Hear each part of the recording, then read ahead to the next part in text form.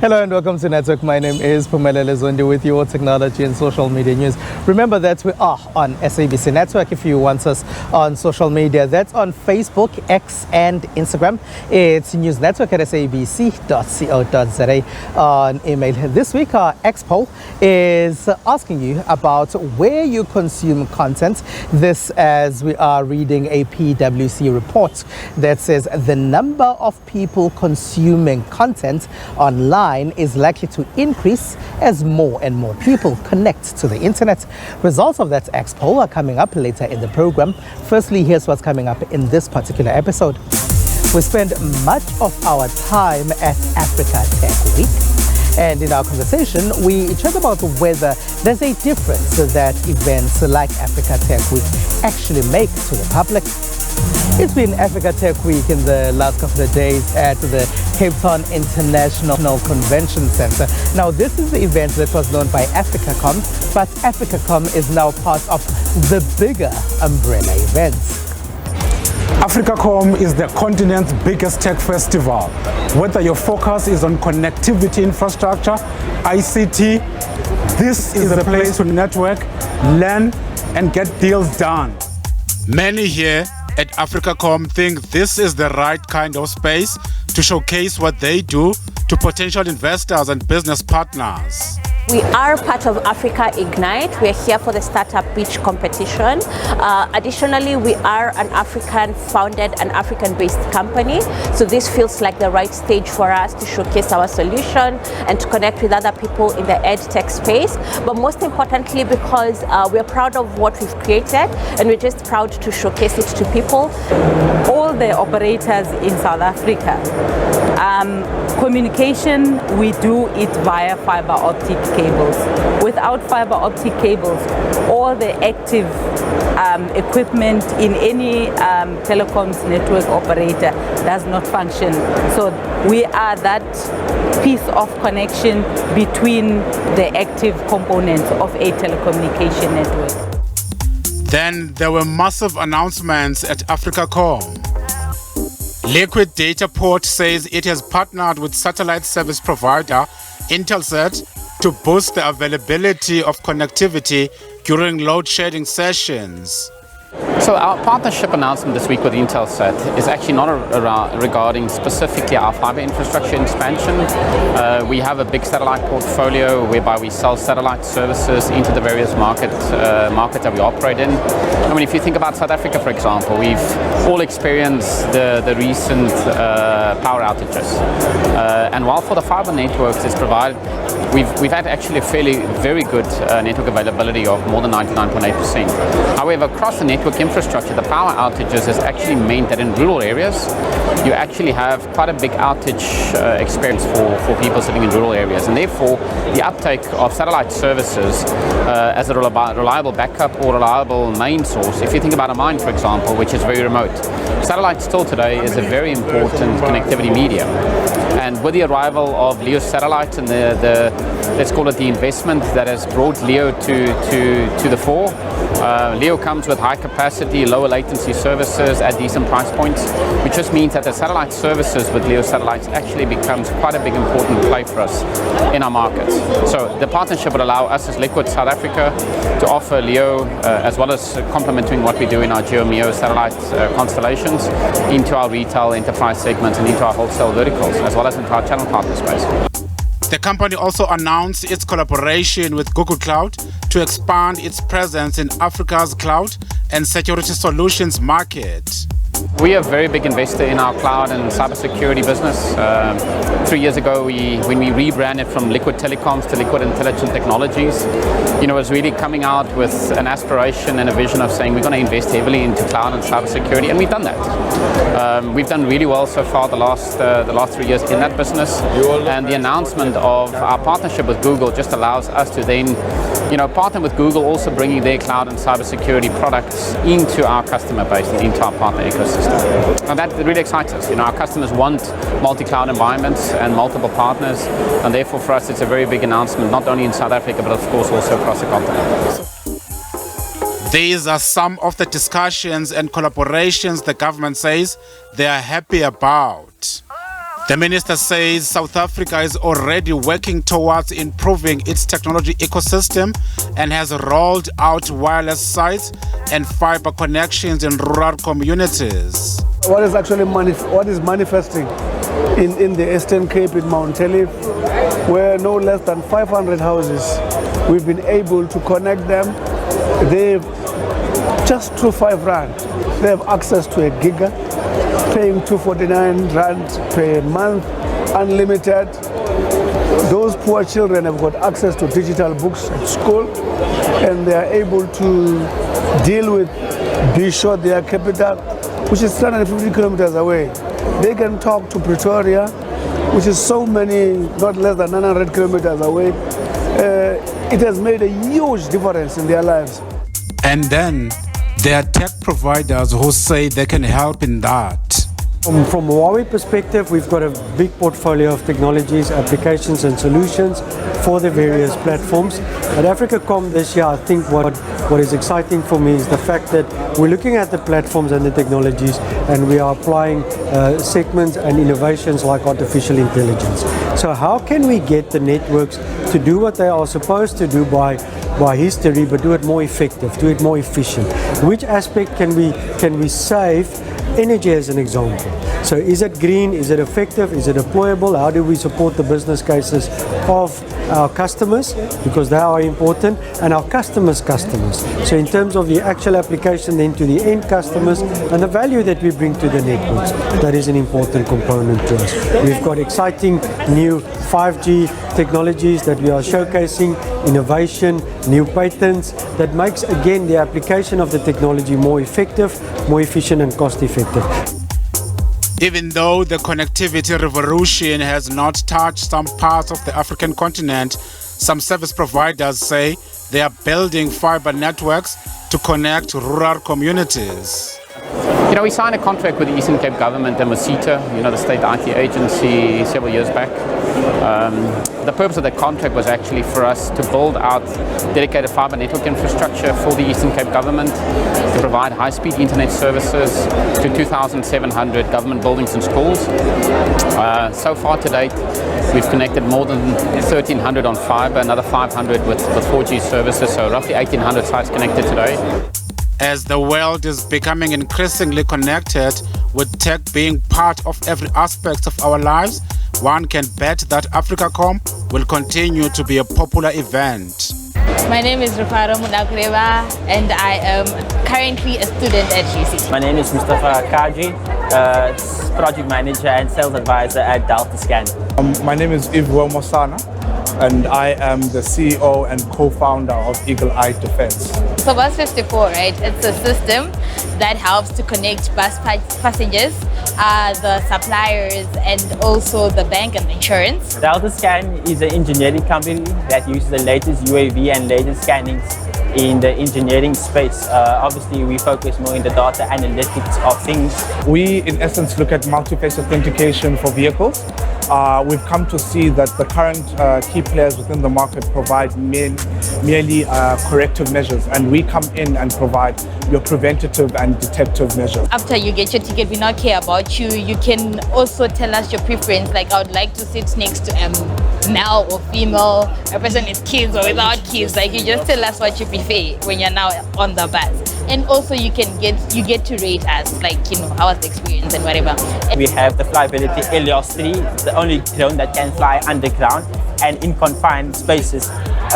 We work mostly on our plant, power plants as well, doing fully external and internal inspections, giving you fully engineering report afterwards as well. So our current system is a fully biometric system called the EED 7681, which we plan to pilot mid next year, and that will provide a full-on multi-phase authenticator for vehicles. You get to check like who gets in and whatnot. And then insurance, the moment you purchase your ticket, you are insured. Your life and your luggage is insured as a bus passenger. Just to showcase our services to the market, to show what the future looks like and what we can do with the latest technology.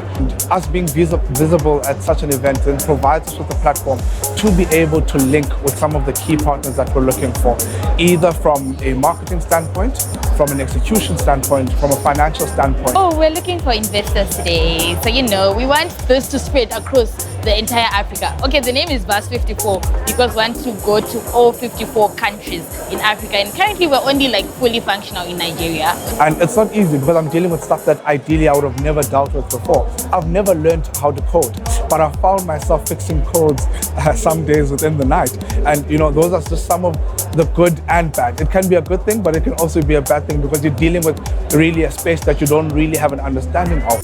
Let's move away from Africa Tech Week just for a little while and find out about two schoolboys who've developed a solution that is helping school kids study. SIA Tutor app is a personalized based WhatsApp app which helps students with homeworks, assignments, tests and anything related to school.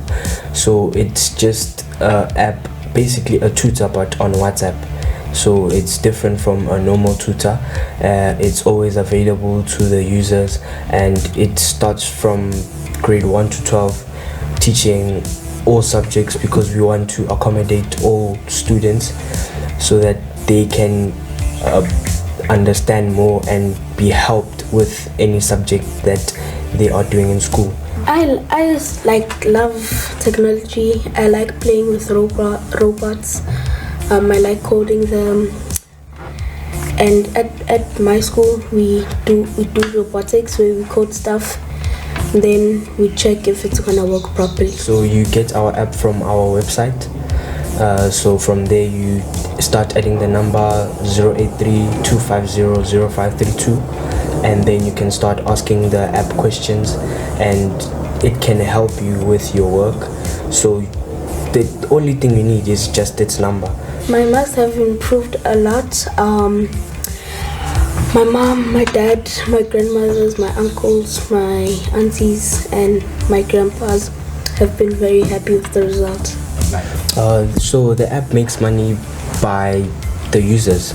So they get 5 messages free first so they can learn about the app and learn more about it, and then it gives them a 3 plan verification. So it sends them that 3 plan and then the user chooses what plan they want to take. So it starts from 49 Rand to 159 to 299, which then starts from 100 messages to 500 messages and unlimited messages. So that is how our apps currently makes money. We know that there are many things that we can improve from the app. So we can maybe cut costs since the inflation is so high in this country.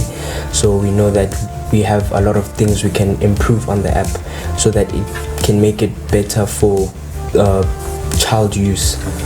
Currently, our app is not on Google Play Store, but this is how you can get the app. So first thing, you go to Google and you get our number from our website, which is siatutor.co.za, and from then on you add that number to your contacts list and save it as SIA Tutor and start chatting with it from then on.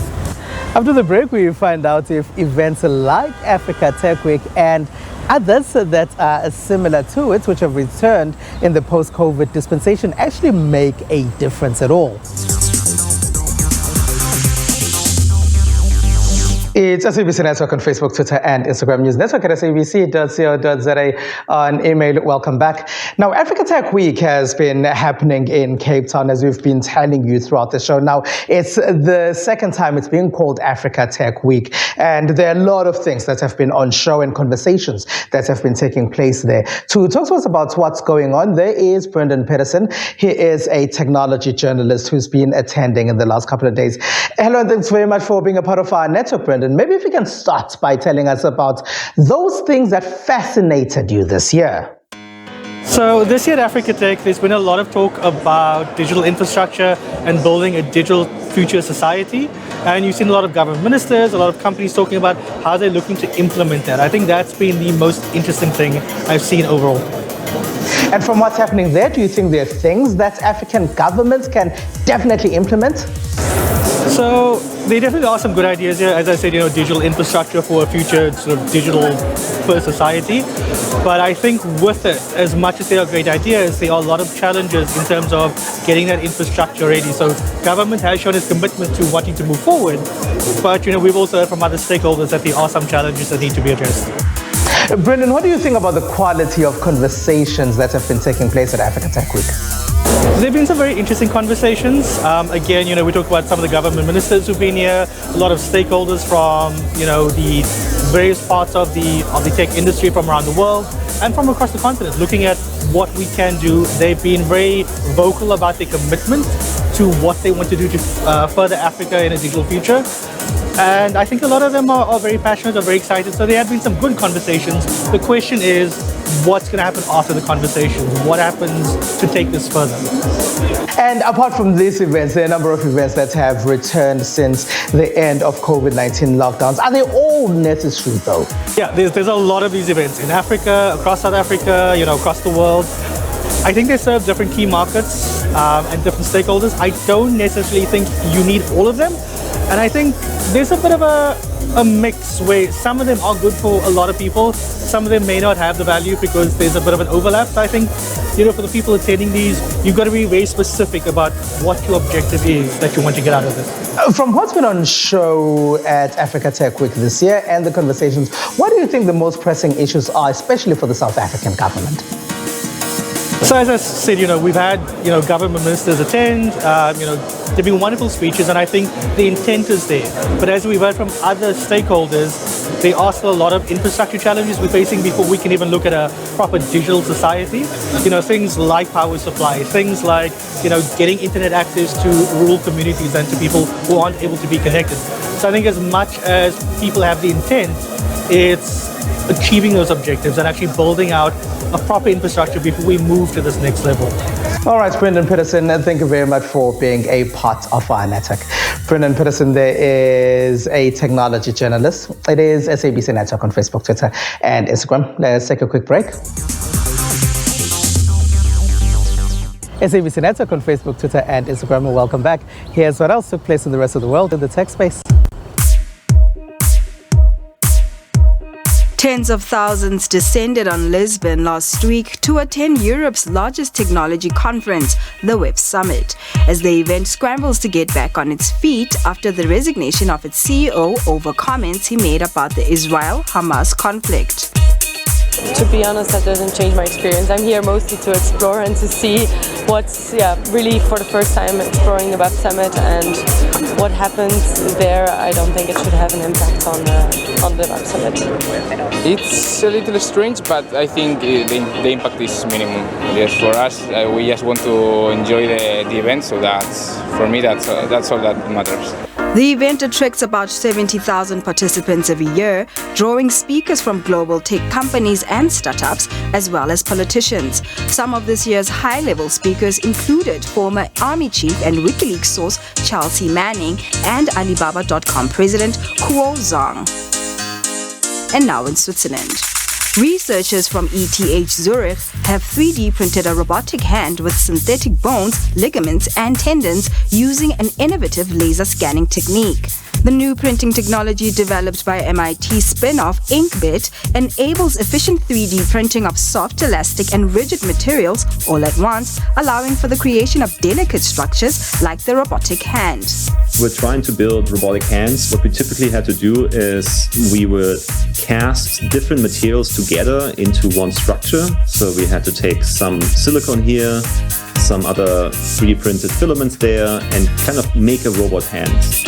But we had no chance of really making something integrated that kind of resembles the complexity of real systems. So here we actually can now produce a hand that starts from a scan of a human hand, and we can give it tendons, we can give it ligaments, we can give it a capsule, we can reassemble the bones, and all of this happens with one print process that allows us to get the accuracy that we want for these robotic hands. The new printing technology developed by Inkbit works with slower curing plastics. These types of plastics are more elastic, durable, and strong. And now in Italy, an Italian team of tech experts and scientists have joined forces to build a virtual reconstruction of ancient Rome, giving a glimpse of life in the Eternal City in its heyday. Rome Reborn imagines how the city might have looked at its peak around the year 320, including landmarks still standing today like the Colosseum and Arch of Constantine, as well as lost monuments like the Colossus of Nero. A virtual fly-through released by the makers takes viewers over the center of the ancient city and the Capitoline and Palatine Hills.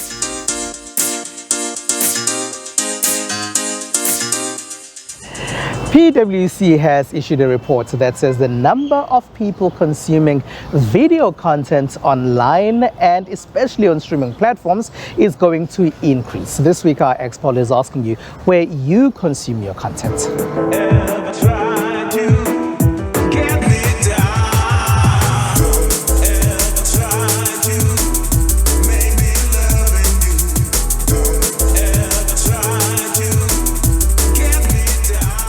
And that's it. That's all we have for you. Find us on SABC Network, on Facebook, X, and Instagram. It's newsnetwork@sabc.co.za. On email from me, Spumelele Zondi, and the rest of the network team. Have a good one. Bye-bye.